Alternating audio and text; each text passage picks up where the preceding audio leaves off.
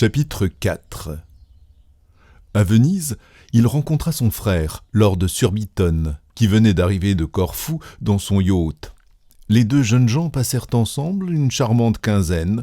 Le matin, ils erraient sur le Lido ou glissaient, çà et là, par les canaux verts dans leurs longues gondoles noires.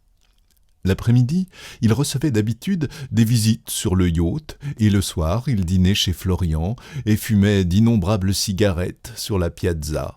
Pourtant, d'une façon ou de l'autre, Lord Arthur n'était pas heureux.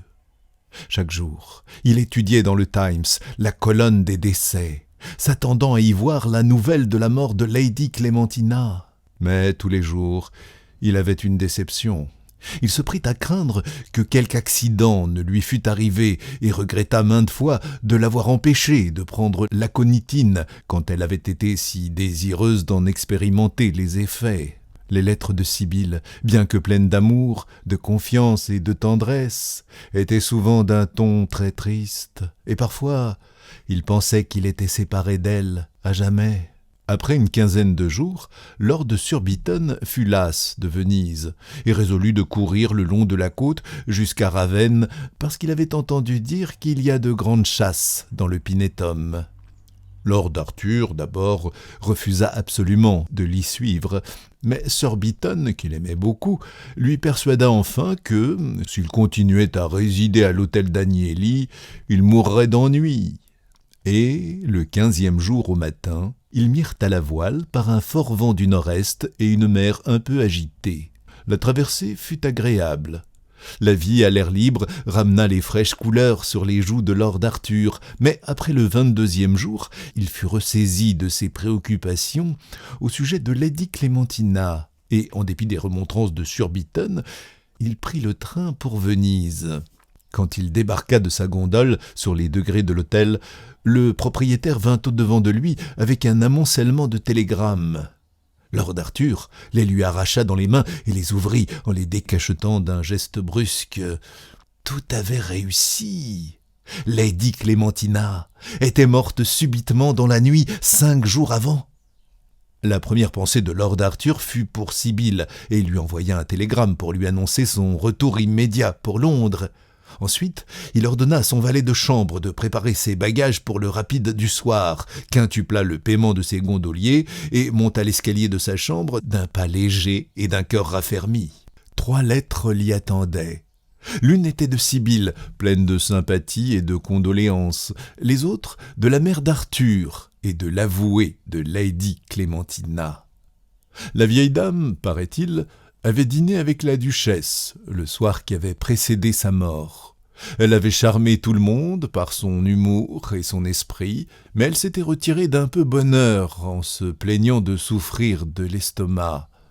Au matin, on l'avait trouvée morte dans son lit, sans qu'elle parût avoir aucunement souffert. Sir Matthew Reid avait été appelé alors, mais il n'y avait plus rien à faire, et dans les délais légaux, on l'avait enterrée à Beauchamp-Chalcot. Peu de jours avant sa mort, elle avait fait son testament. Elle laissait à Lord Arthur sa petite maison de Curzon Street, tout son mobilier, ses effets personnels, sa galerie de peinture, à l'exception de sa collection de miniatures qu'elle donnait à sa sœur, Lady Margaret Rufford, et son bracelet d'améthyste qu'elle léguait à Sibylle Merton. L'immeuble n'avait pas beaucoup de valeur, mais M. Mansfield, l'avoué, était très désireux que Lord Arthur revînt le plus tôt qu'il lui serait possible, parce qu'il y avait beaucoup de dettes à payer et que Lady Clémentina n'avait jamais tenu ses comptes en règle. Lord Arthur fut très touché du bon souvenir de Lady Clémentina et pensa que M. Podgers avait vraiment assumé une lourde responsabilité dans cette affaire. Son amour pour Sibylle, cependant, dominait toute autre émotion, et la conscience qu'il avait fait son devoir lui donnait paix et réconfort. En arrivant à Charing Cross, il se sentit tout à fait heureux. Les Merton le reçurent très affectueusement. Sibylle lui fit promettre qu'il ne supporterait pas qu'aucun obstacle s'interposât entre eux, et le mariage fut fixé au 7 juin. La vie lui paraissait encore une fois belle et brillante, et toute son ancienne joie renaissait pour lui.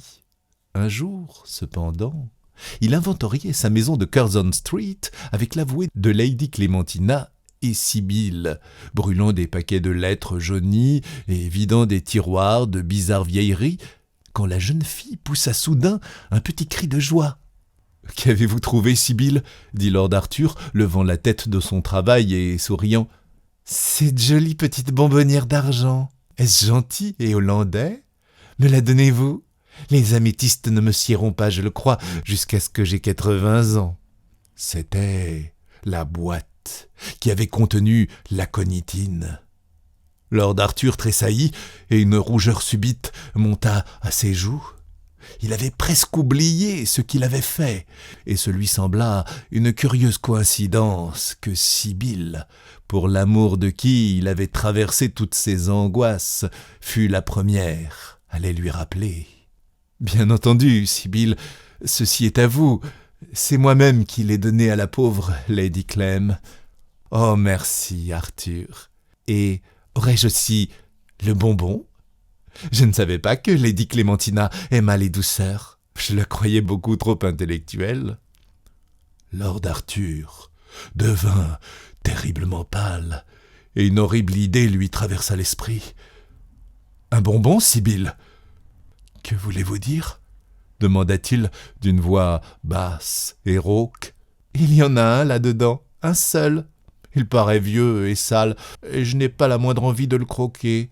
Qu'y a-t-il, Arthur ? Comme vous pâlissez ?» Lord Arthur bondit à travers le salon et saisit la bonbonnière.